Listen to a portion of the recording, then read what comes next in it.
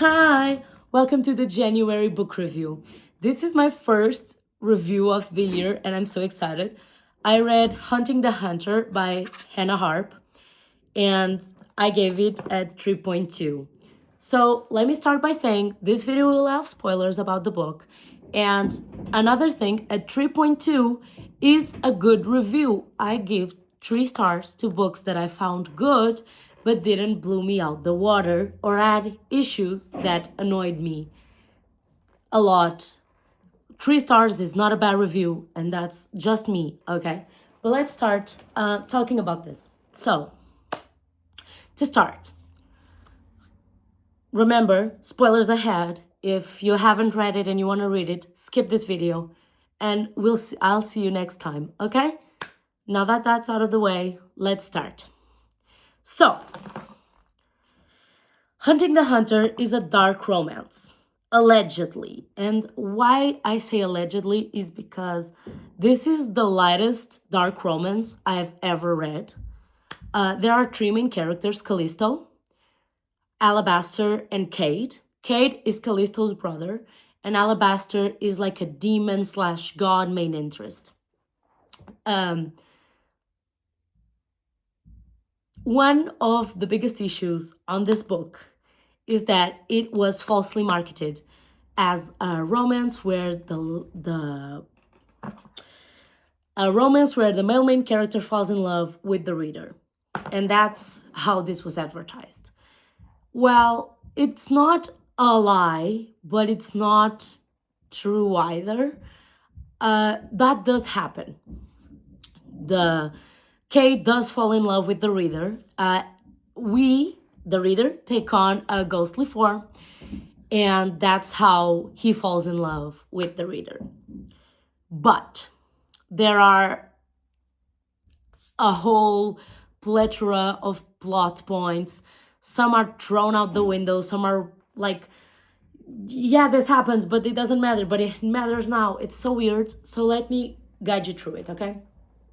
First off, and the biggest concern, the male main character falling in love with the reader plot takes up like 5% of the book, maybe a little bit more, give or take, but it's like this compared to the story. The actual story, it's about Callisto, and she falls in love with Alabaster. She's a witch. Cade is a main character, but is like a side main character. I don't even know how to elaborate on that, but that's one of my grievances with this book. Another plot point that is completely forgotten midway through, then comes back, then it's forgotten again, it's Jack. So, Callisto and Cade live in a mansion in middle of fucktown nowhere because the Covenant is searching for Callisto. They live with a friend called Jack. In the beginning of the book, like fairly in the beginning, it's said to the reader that Callisto and Jack had something when she was younger. So like a couple years ago, they had something, she was 18, now she's 21, and they had sex. They slept together. And they never told Cade because Cade is an overprotective brother, and they were afraid of how he'd react. All good. This plot appears to say like, okay, Jack still loves Callisto. And then it's completely forgotten until like a bunch of chapters later where he's in love with her again. And that just happens so Kate can find out. And let me tell you, they fight, they argue, and that never goes anywhere. That happens, and like 2 days later, everything's forgotten. I really don't know why bring it up if it's not going to be useful for the story. I think it's to flesh out the characters, but that didn't go, at least to me, as well as it was planned. But alas, that's Jack and my grievances with his plot. And let's keep going. I have another grievance, but this is one of the ones that I'm confused if it's intentional or it's just me getting stuff. Okay, let me try and explain this. I think this book is weirdly stuffed with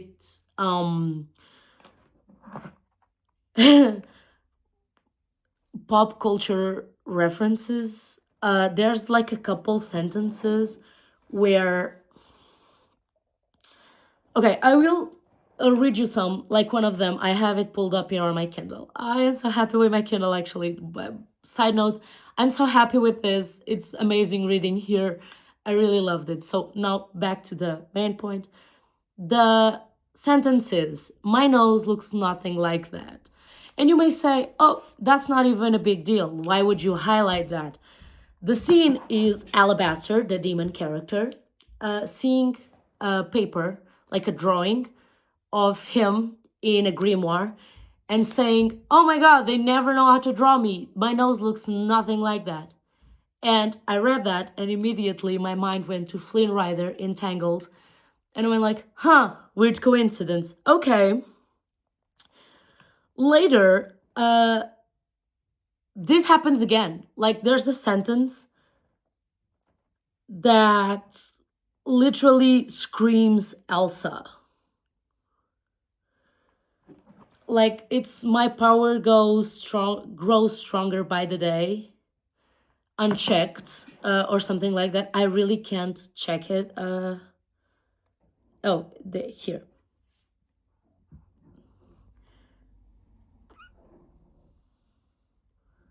Yeah. It breaks through when my emotions are high and grows stronger by the day.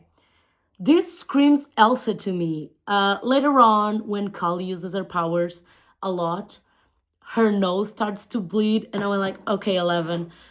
I, it may be like accidental. We are all products of the culture we grew up in, and it's normal that sometimes what we write reflects like things we have seen in the past, but it seems weirdly intentional.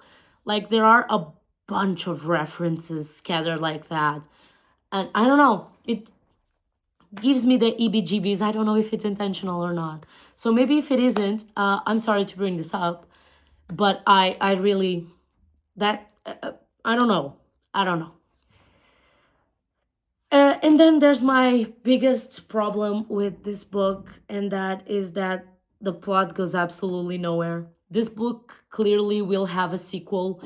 I think, I don't know where it is, but I think that I even saw like the author post a TikTok saying that they will write a continuation to this book, and obviously so, because I read the whole book. So the plot goes absolutely nowhere. It has an epilogue that is useless.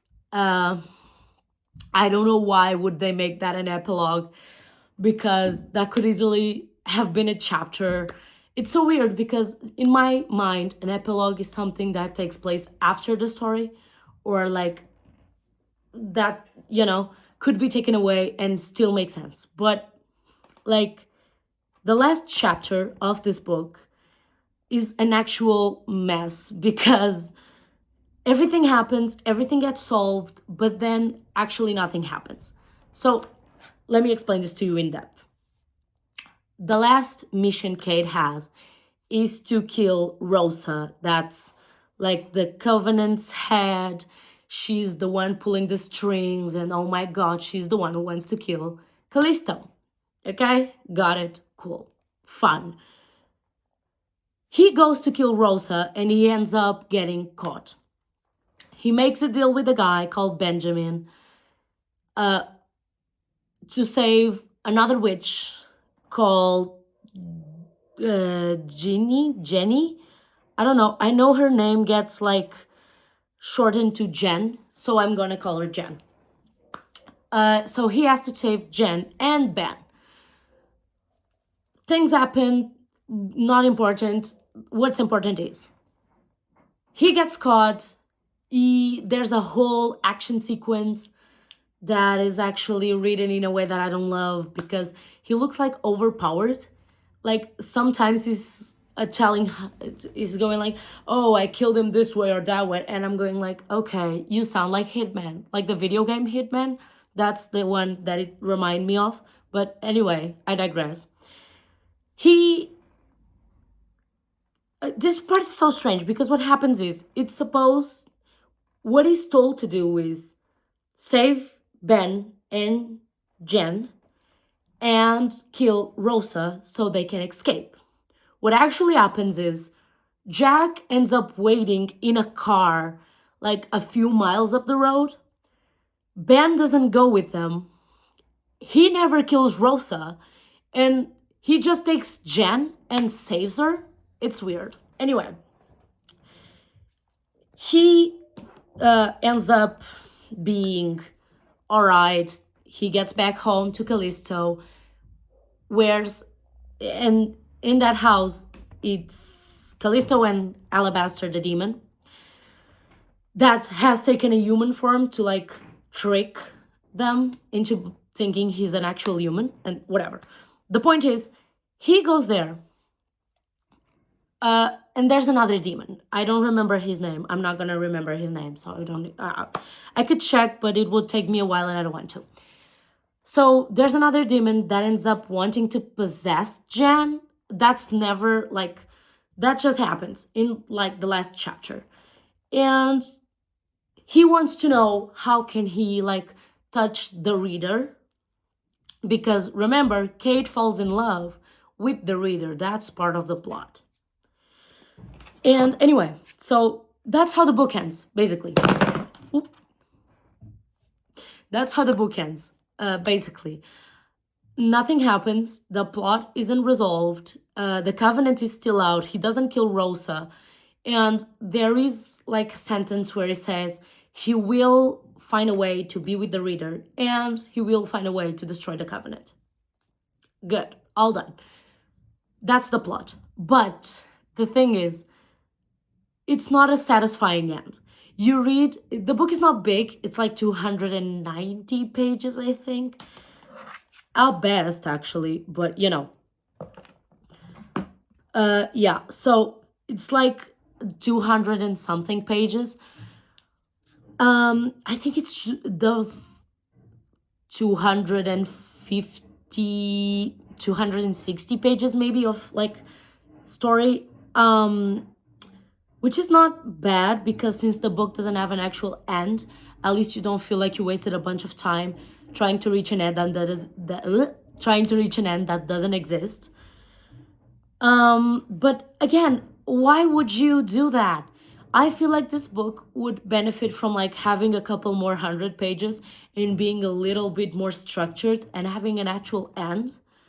Alas, the author seems to be doing a sequel to this book. And when it does come out, I will read it. And maybe that will change my perspective in the whole story. But for now, 3.2 stars out of 5. I didn't love it. I liked it. I read it all and it was fun to read. I actually liked the plot. But I don't know why would you falsely marketed it. Uh, it annoyed me a little bit because I wanted to read a romance where the male main character falls in love with the reader. That's what was advertised, and that was what I wanted to read. That was not what I read, and that's like an issue most of the readers have, that and the pacing. But that's it. I'll see you on my next video. Hopefully, you'll be there. Thank you so much for everything, and I'll see you very soon with another book review. Maybe on Kindle, maybe a physical book this time. Who knows? I don't know. But we are done here. Thank you for watching. Please like and subscribe. I will try to post more often like long form videos, but I don't have much to talk about all the time. So I also have short form content both here on TikTok and on Instagram. So if you could check it out, that'd be amazing. I'll see you soon. I've been Ivy, and keep on reading.